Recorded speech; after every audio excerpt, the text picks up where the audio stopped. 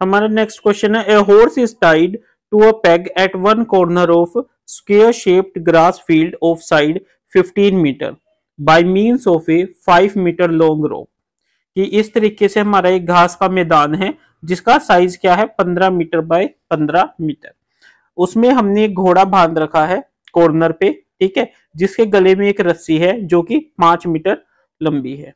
Find the area of that part of field in which the horse can graze. वो area find out करो field का जिसमें जो घोड़ा है वो ग्रेज यानी चराई कर सके।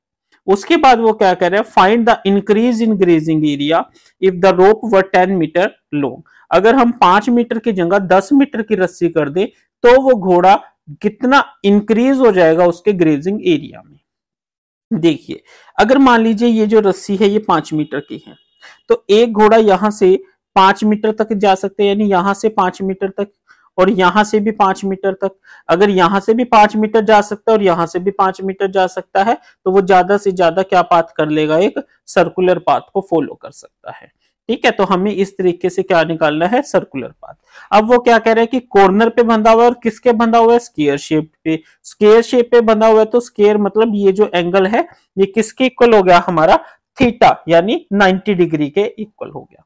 ठीक है, तो अगर हम इसको ब्रीफ में देखें तो ये हमारा किस टाइप की चीज बन जाएगी,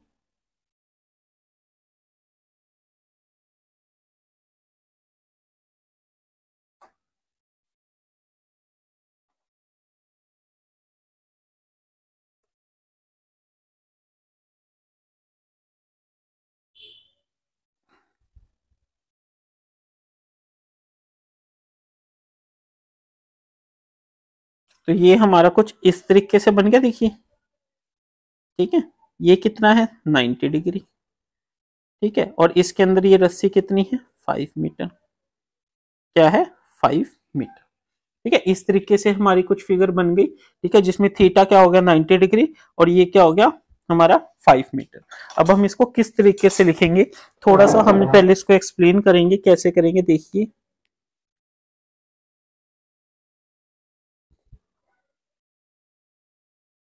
a horse tied to a square field corner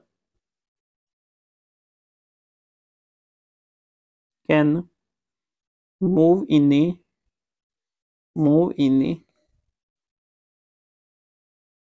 circular path only.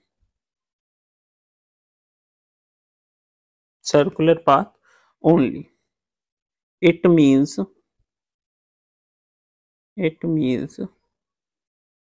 the area of field can be considered as a part of circle। ठीक है, कि जो एरिया ऑफ फील्ड है हम उसको पार्ट ऑफ सर्कल कंसीडर कर सकते हैं with centre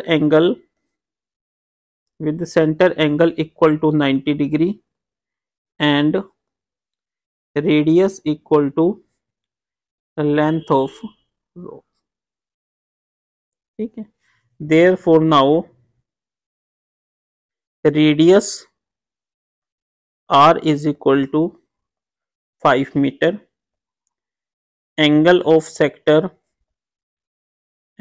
sector theta is equal to 90 degree. ठीक है, लिख सकते हैं हम इस तरीके से। अब हमने क्या कहा है, एरिया ऑफ सेक्टर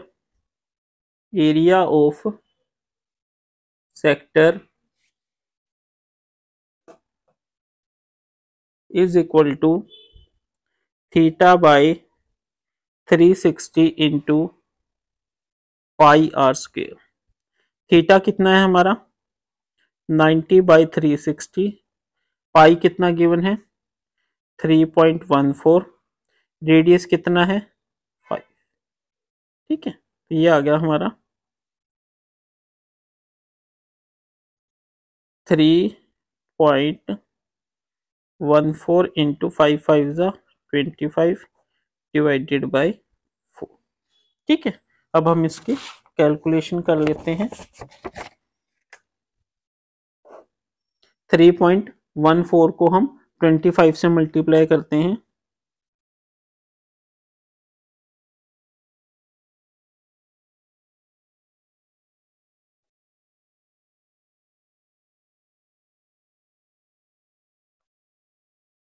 और अब हम इसको, ये आ गया 3.14 था, 78.50, इसको 4 से डिवाइड कीजिए,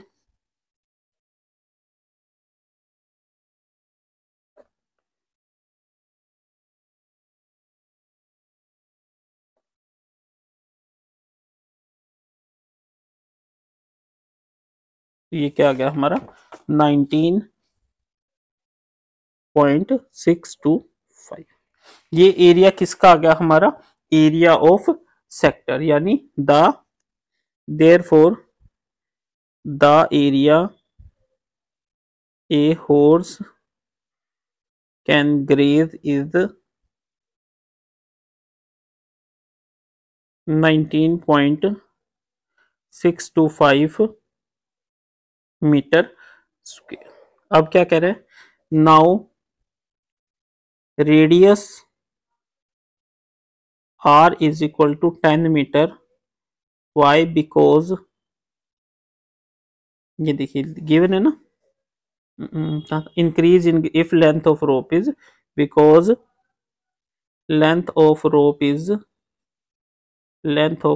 is now 10 मीटर, ठीक है।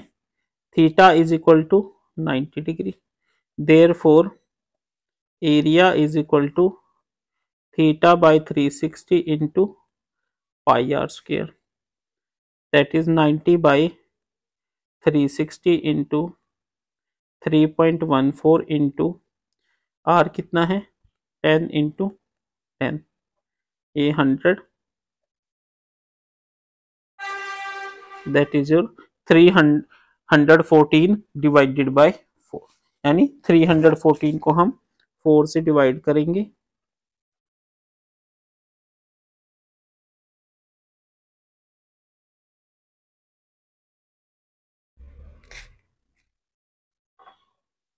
तो क्या आ गया हमारा ये 78.5, किसके इक्वल आ गया 78.5 मीटर स्क्वायर।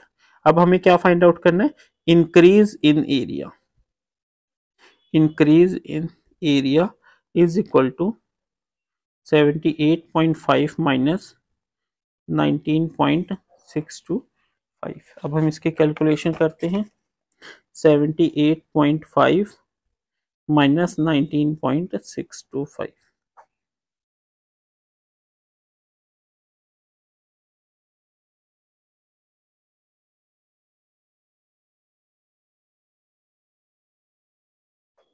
तो हमारे किसके इक्वल आ गया 58.875,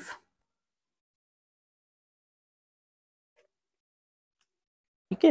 तो इस तरीके से अब इस क्वेश्चन में काफी बच्चे क्या गलती कर पाते हैं, हमसे पूछा गया इंक्रीज इन ग्रेजिंग एरिया, वो क्या करते हैं r इज इक्वल टू 10 करके सोल्व निकाल के 78.5 मीटर स्क्वायर आंसर निकाल के इस क्वेश्चन को छोड़ देते हैं। बट ध्यान से देखिए उसमें पूछा गया क्वेश्चन में इंक्रीज इन ग्रेजिंग एरिया, तो इट मींस हमें जो हमारा जो लार्जर एरिया था उसमें से जो स्मॉलर एरिया है उसको डिक्रीज करके जो आंसर आया वो हमारा आंसर होगा, और अगर आप ऐसा नहीं करेंगे तो आपके इस चीज के मार्क्स डिडक्ट हो जाएंगे, ठीक है। अब हम नेक्स्ट क्वेश्चन करते हैं।